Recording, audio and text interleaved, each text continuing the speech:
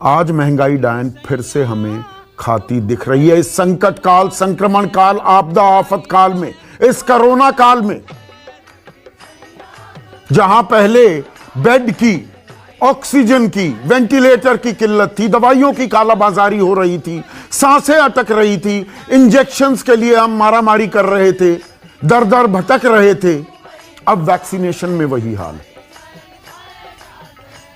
ऊपर से महंगाई और 1.25 साल से जो 23 करोड़ लोग गरीबी रेखा से नीचे चले गए, करोड़ों लोगों की नौकरियां चली गई, कुछ की वापस भी आई, लेकिन पहले जितनी तनख्वाह थी उससे कम में काम करना पड़ रहा है। कहने को रोजगार है, लेकिन कमाई जितनी थी उससे बहुत कम हो गई है।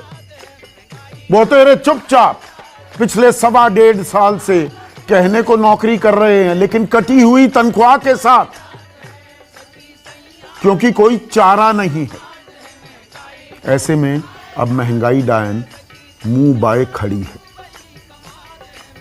अप्रैल में पिछले महीने का जो आंकड़ा अब सामने आया है, जो खुदरा महंगाई दर है वो 10.49%, 10.5% हो गई है।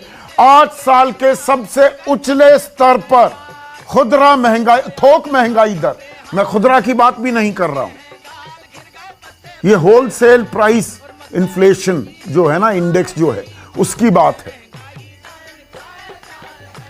तो आपको मुझको चीजें कितने में खरीदनी पड़ रही हैं उसका सहज अंदाजा आपको मुझसे बेहतर अंदाजा है।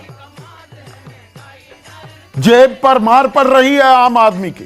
कल मैंने बात की थी पेट्रोल और डीजल की, डीजल 90 पार, पेट्रोल 100 के पार,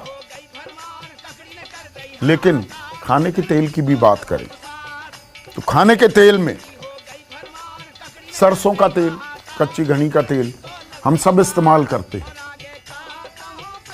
ये अब 200 से 215 रुपए भी बिक रहा है बहुत जगह। 180-90 तो देश भर का एवरेज फिगर भी लेंगे, 180-90 रुपए, 200 रुपए तक सरसों का तेल बिक रहा है। 100 रुपए से कम था ये पिछले साल, मई के महीने की बात कर रहा हूं।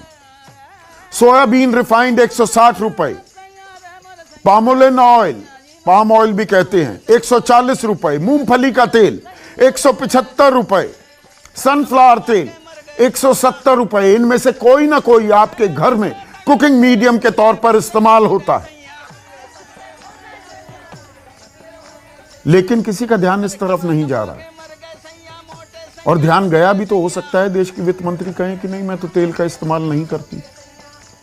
जैसे प्याज की कीमतों में आग लगी थी तो उन्होंने कहा मेरे घर में तो कोई प्याज नहीं खाता। कह सकती हैं कि अरे तेल का इस्तेमाल ही क्यों करते हो, तेल तो सेहत के लिए अच्छा नहीं है। ऑयल फ्री खाना खाइए, बेक कीजिए, एयर फ्रायर का इस्तेमाल कीजिए घर में।